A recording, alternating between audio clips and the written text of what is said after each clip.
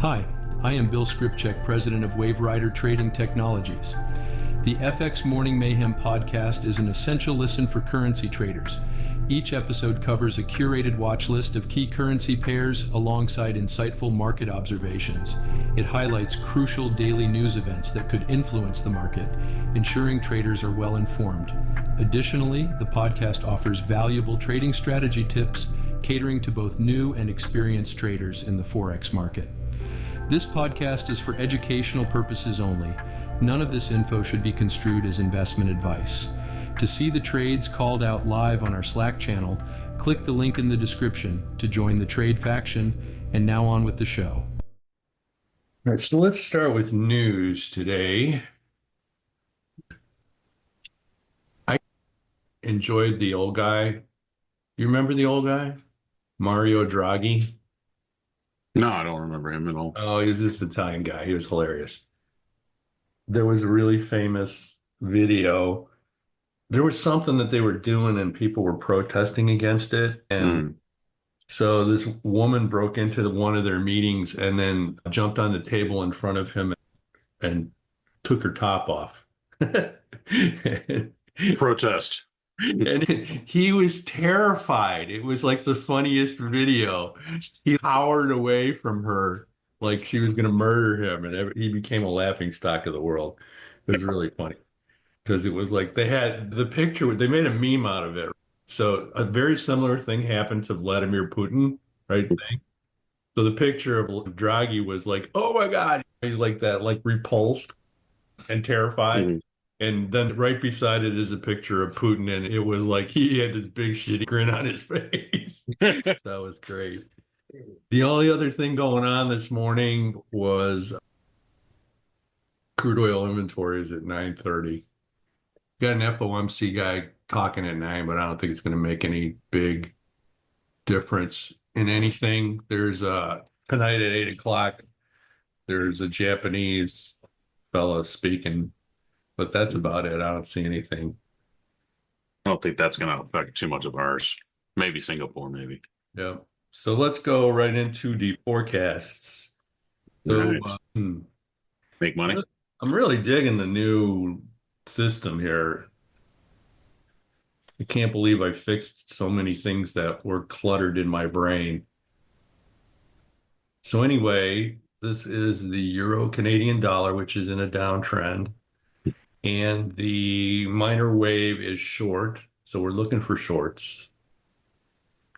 We are oversold, so there's nothing really to do here until it gets back into a more tradable zone, which would be a significant pullback before the AI is going to tell me that it's in the sweet spot. So nothing to do here.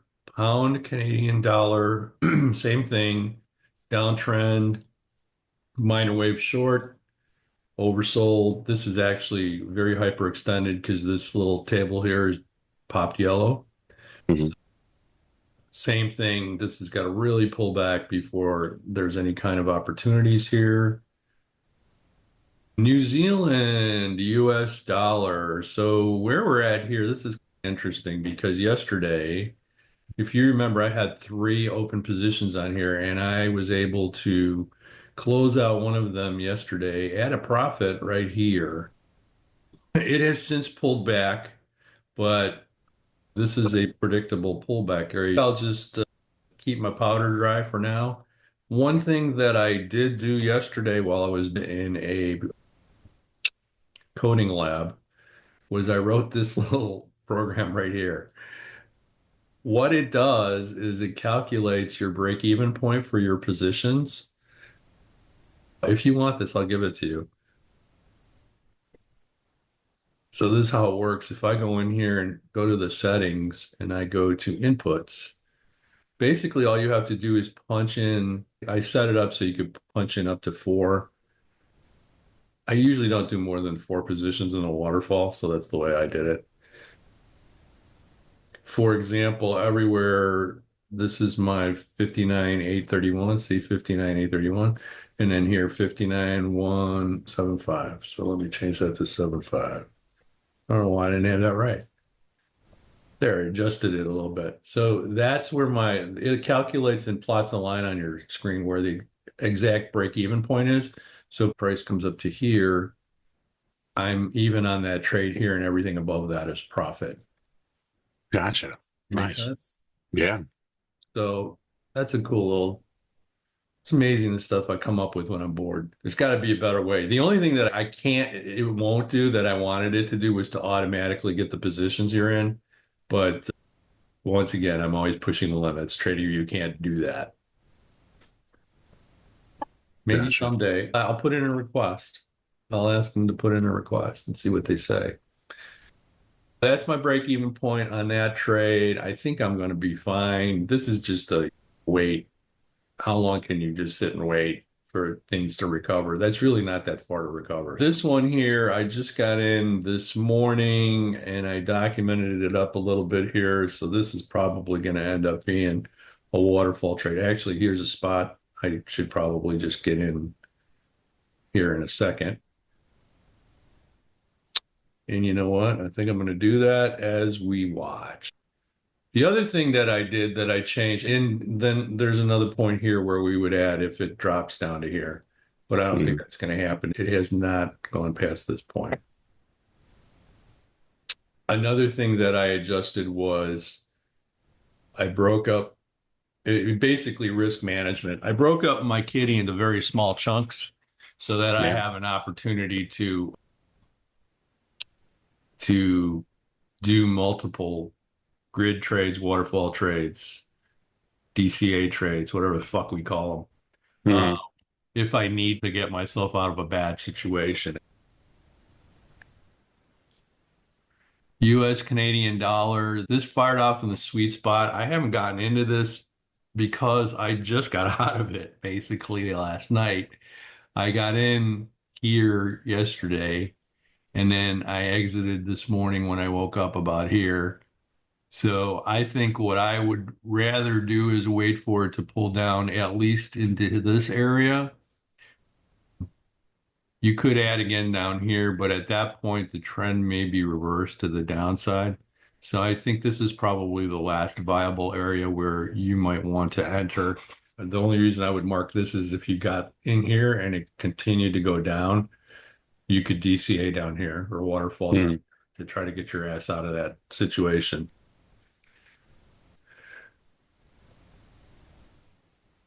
US dollar chief, Swissy franc. What are we doing here? This is a minor wave long and the trend is up, but we are not in a sweet spot. This needs to pull back some more, probably down into this area where this algo trigger is. That's another thing that I was really pleased with is the precision of the algo triggers. They've been really accurate. Cool. All the tools are sharpened and ready to go. So there's been a lot of talk about Trump and the tariffs he's about to impose.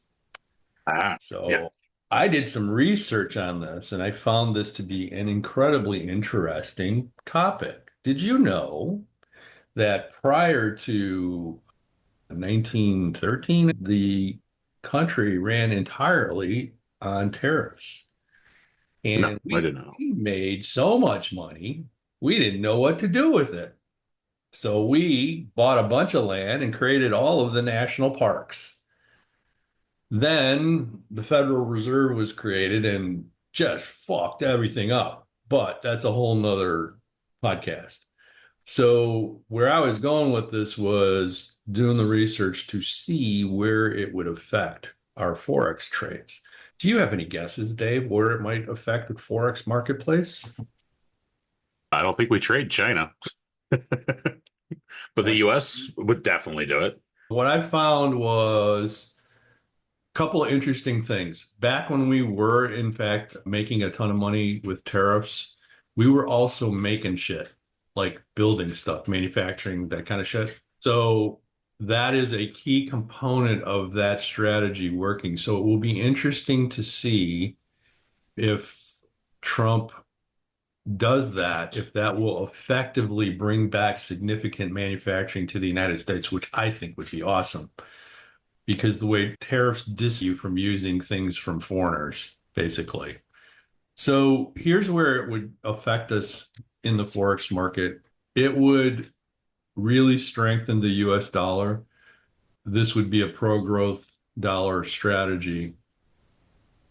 Although initially it would be quite inflationary because the shit we buy from overseas is suddenly going to get really expensive. So all that crap on Amazon is going to go through the roof. The other thing is that interest rates cuts will slow down because people are going to anticipate quicker economic growth. This one kind of caught me off guard. I didn't expect that. I thought interest rates would drop, but actually they're saying they would either stay the same or they would go up. Now, as far as currencies impacted, specifically, the euro would be weakened against the dollar. So there is your first trade, short the euro if the tariffs go through. It's just the way that works.